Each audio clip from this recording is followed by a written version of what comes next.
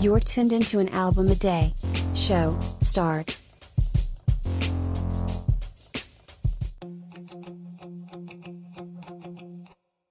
Welcome to Final Thoughts, a 100% unscripted closing for today's artist. Enjoy select songs from the discography of today's artist and more when you search for the hashtag A3Day Highlights playlist on Spotify. Without further ado, ramble review. Hey y'all, today's episode is intentionally late. I'm vibrating with excitement.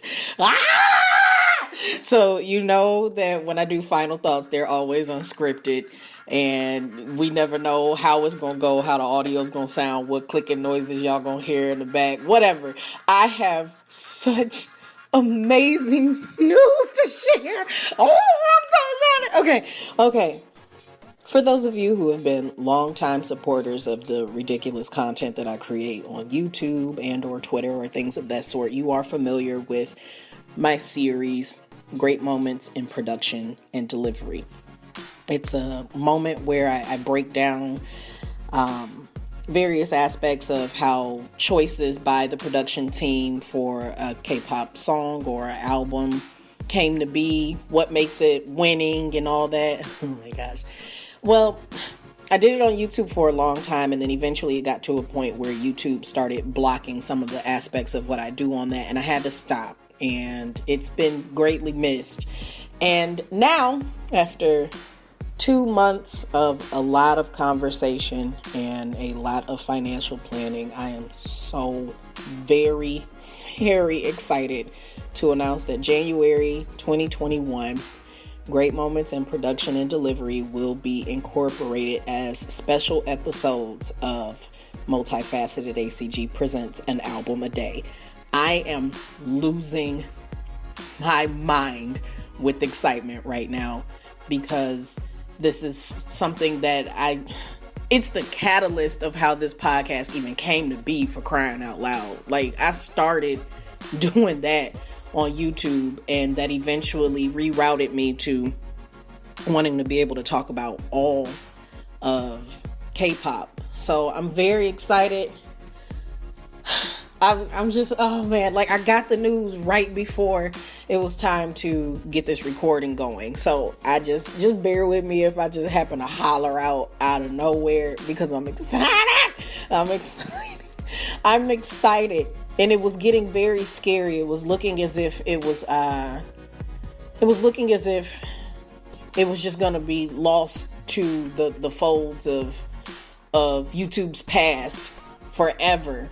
And I couldn't have that happen. It's hard enough to edit the videos for it and whatnot, but now I'll be able to give you exact timestamps and you'll be able to hear the music on the show. Okay, let's get out of that.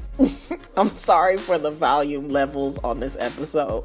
So, after school, yes, at this point we have realized, we've accepted that the years that they were active are dead and gone, and there is literally only one member left on the roster. And quite honestly, that's more than likely because her contract is still, still active. On top of the fact that, she's still doing stuff. And when I keep saying she, I'm talking about my Nana, my Mjana, the only remaining member of After School, who at one point in time in their history was speculated to become the next leader. But she was like, nah, I'm good. I'm going to just be the legs of the group and the very, very super soft voice. She had a single this year on OST, original soundtrack. We mentioned that long time ago in this show, what OST stands for. But it's called Our Memories in Summer. And she did that as a duo with Park Sung-hoon. And she's still, and that's an actor, but she's still making money for Pledis. She had a TV series. I'm sorry. She had a TV series in 2019. And then she did Into the Ring this year, which is where her single song came from. And I think she's slated for a film that either has been released already this year or will be. It's called Confession. That's the English name. I'm certain it'll be the same in Korean, but whatever. So Nana is still making that guap. So there's no reason for her to leave, not just yet. And it's okay that she's the only representative. She wouldn't be the only group who's done that before, where there's one person representing the bunch when performing, if performing. And can I just say, this ain't got nothing to do with anything, but I was just really blown away by the fact that Nana is only 5'7", but Nana looks like nothing but legs. Like, she's not the only person in the group who was that tall. Yui was, Kim Yoo-jin, she was 5, well, I can't say was, she's still alive. She's 5'7" too. I'm 5'4", and these women look like they tower over me. But when I think of Nana, just beyond her stunning beauty, she's ridiculously pretty. I told y'all at the first episode that she's my bias in this group. I didn't listen to everything they did, but I most certainly kept up with everything she did because I just adore her. The lady got gams, okay? Her legs are devastating, and she would always hit some killer A poses and stuff. Whatever. She wasn't the tallest. She wasn't the only one who was that height. I don't understand why she seemed so dynamically taller than the rest of them. This wasn't a short group. These women were 5'6", 5'7", 5'7" and a half-ish. Even the original leader, Kahib, Park Ji-young is 5'6", 168 centimeters. I'm sorry for those of you who listen and you don't go by feet and inches. Let me re-clarify. So 5'7" would be around 170-ish, 171 centimeters, I don't even know where I was going with that. Everybody in the group is in their 30s at this point. Well, maybe not Nana. Nana might be 29. Okay, well, in Korea, she's 30 already, but international age, she's 29. Everybody else is super grown. What was that? That was my chair. No, because wasn't like, Lizzie wasn't the Magne. Was she? Oh, Lord. You know what we never did in my haste is tell you, and let's do it now, after school members. I never did give you like the breakdown of the group. So we're going to go to one of our favorite websites here on this show, kprofiles.com.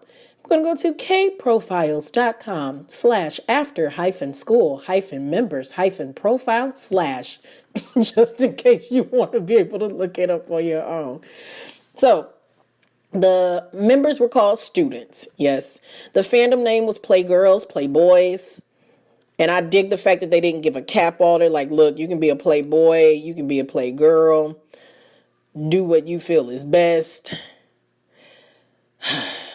I think that was smart. Not every single name is going to be a beneficial cap-all for everyone. Fandom color was Pearl Metal Periwinkle. It seems very pretty. All right. Main member at this point, only member, so I'm addressing her first. Nana, she was main dancer, lead rapper. Kills me that she was a rapper with that soft, gentle voice. Vocalist, visual face of the group. No denying that whatsoever. And then we have Reina, and she was main vocalist. She's a Taurus. Okay, her birthday's May 7th, 1989. All right, I can get with it. Kaun, lead dancer, vocalist, rapper, Magne. She was the Magne. I was triumphantly wrong. Okay, well, the Magne was 5'6", 168 centimeters. There you go. We also had, I thought E. Young was the Magne. I don't know. If you decided to take a moment and look at the video, First Kiss, there was one young lady who has the most illustrious pouty lips and super, super blonde hair with bangs. And I thought she was the baby of the group. So E Young is her name, and she was lead vocalist. Lizzie was main rapper and lead vocalist. And Yui was main dancer, rapper, vocalist, and visual. Jung-ah, who ended up being the leader after the original leader departed. Kim Jung-ah was leader, main vocalist, lead dancer. And Ju-yeon was a vocalist and a visual.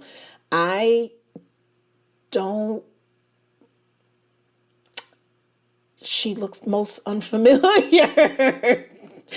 So Young was a vocalist. And Becca was the main rapper and vocalist.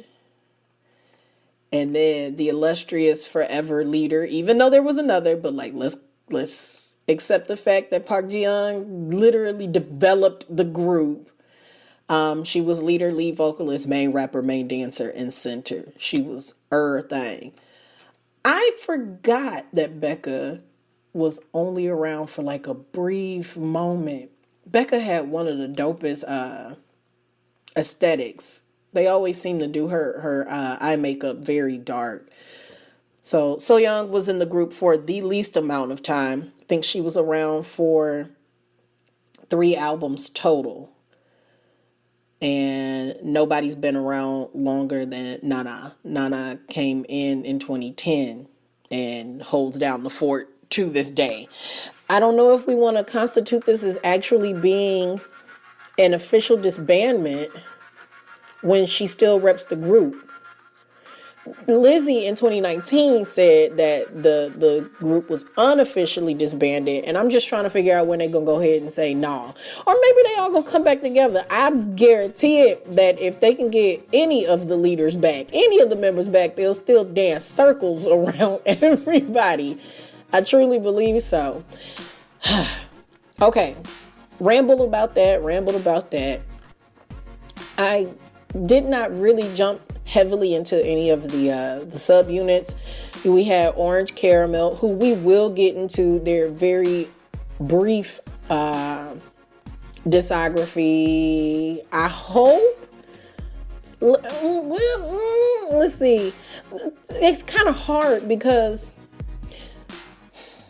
they gave a Korean mini album, and then they did a second, and then they had Lipstick. So yeah, okay. Years from now, when we get into the olds, we'll talk about that subunit. And then there was also AS Red and AS Blue, After School Red, After School Blue. But there weren't any albums really associated with that. They were singles. So it's only a little bit of delving we'll do into that. I really want to look more at that break in time where everything transitioned over to focusing on Japan. So they released first, I called it First Kiss. I'm sorry, y'all. I said it earlier as First Kiss when I was talking about one of the members. It's First Love. My apologies. That was yesterday's album. Okay. They went ahead and did that, and then they just started catapulting all of their attention aggressively in Japan. This is just really interesting to me. Not to say that there's anything wrong with that. You accommodate the audience that's consuming your content. That's just how success is carved out. You want to struggle? Okay, keep pandering to those who aren't, a patron. You want to get some sense of thriving, even if it's a little bit, then you need to make sure to reach out to those who are halfway paying you attention. That's how you put yourself in a little bit of a bind. So you want to accommodate the audiences that are appealing to your content, and they're signed on Avex Tracks, which is common for a lot of the Korean groups who release or that release. I never know if when you refer to a group, you utilize that or whom. It confuses me. And see, I be feeling sorry for y'all when you listen to these final thoughts. This stuff be all over the place. Okay. I find it interesting that it happened at a transition that way, and some of the other members, were able to move on with their life and do whatever it was they were going to do, where the rest of them had to avoid the Korean audience, with the exception of being on some TV shows. All their time was spent abroad. It's not super far. I mean, Japan from Korea, that's less than 2 hours. It's the equivalent of a road trip for the most part. But there was still something that was lost there. And I just can't get over my speculation from yesterday, where I truly believe that the raciness of what it is that they were creating with First Love, I think it was just too much, and the label got penalized for it in a real jacked up manner.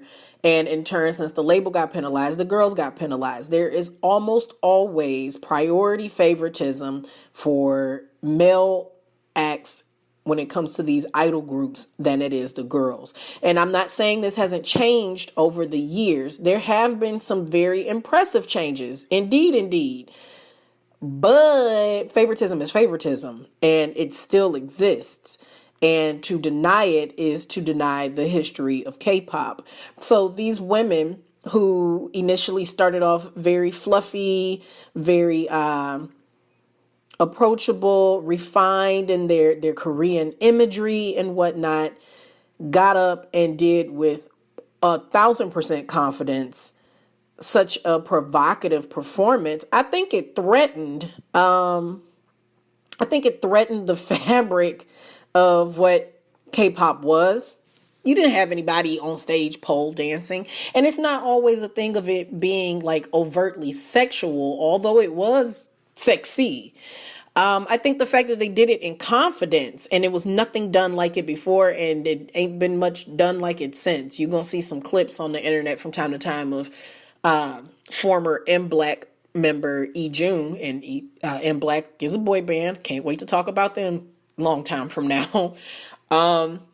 You'll see moments of people dancing with the pole and whatnot, but like, we're not naive to where pole dancing initially was noticed, And I think the entertainment industry got mad at them and was like, the way we'll deal with this, we'll punish you and prevent you from having opportunities. This isn't new. This is something that happens more often than you might be aware of, listeners, in the Korean scene. We're not talking about soloists just yet, but when we do, and we get to A.Lee, I got a lot to say. I don't necessarily know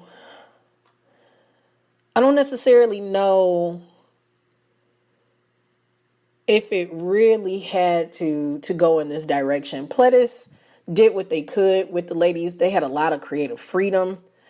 When Lizzie graduated from the group in 2018, because her contract expired, she was still a member of the subgroup.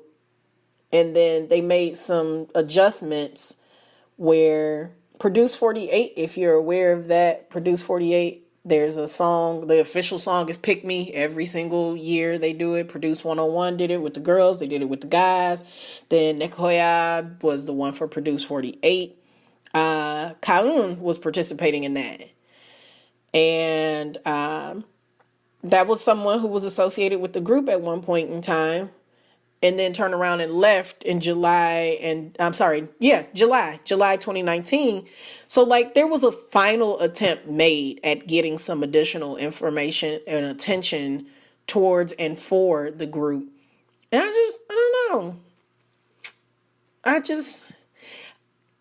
I think they had fun and they did what they came to do, and time was up, and there's nothing wrong with that. But they were so innovative. It really could have been great to see a little bit more. In terms of Pledis, at this point, like I told you a couple episodes back, they've been acquired by Big Hit Entertainment now. The artists that are still on the roster, we have Newest and 17. And then we just have Nana listed as an actor. There's just nothing that's expounding upon After School coming back. Like, it's a wrap. Hello Venus, which we'll get to probably at the end of 2021, depending upon how things look.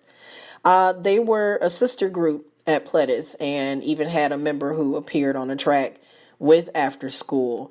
She was considered a preschool member, and instead of joining After School, she went on to Hello Venus.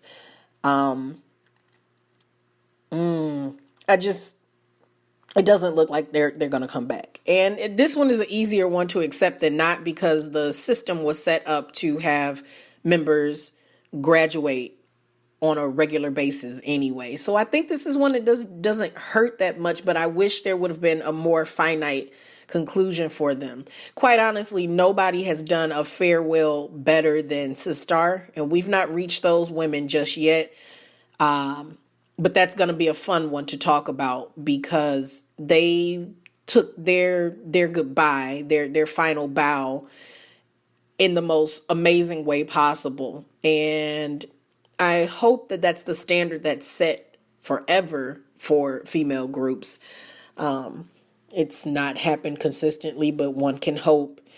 So this whole discography for these ladies, although it never did really just knock my feet, up into the air, I never got a big deal, blow my socks off moment. K-pop fans, on a scale of 1 to 5, with 5 being essential listening and 1 not worth mentioning, the A3Day ranking for After School's entire discography is a 4.5. Yes, I know they constantly got 5s from me, constantly, but the fact that we had to wait until the very last project to get 2 or 3 things that appeared to sound like newfound inspiration, it took very long to reach that point.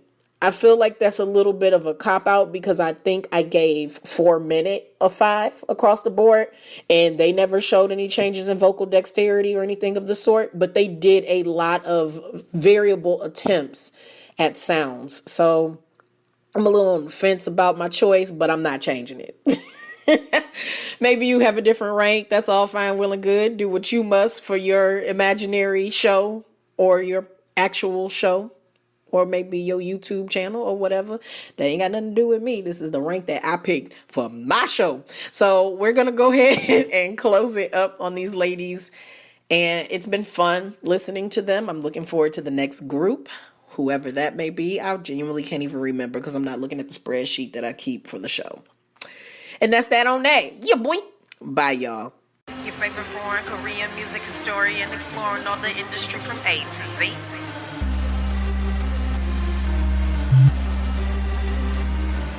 There's sponsored ads and social media hashtags, but this show is truly supported by the efforts of my Migualas, the most amazing fan base a little entertainer could ever have. Special shout out to my Patreon patrons, the student body, the scholars, and the staff who keep my vision of becoming your favorite foreign Korean music historian, exploring all the industry from A to Z, a real thing. If you're interested in supporting the growth of this content, please visit patreon.com/multifacetedacg. And for as little as $1 a month, you can get in on the magic too. Interested in continuing your support at the free $99 price? I'd love you for it. You can still engage with the show and me, your lovely host, when you retweet, repost, and share the show and use hashtag A3 and the word day. Please consider leaving a few stars or a review on Apple Music, iTunes, IMDb, or Podchaser to keep things growing in the right direction.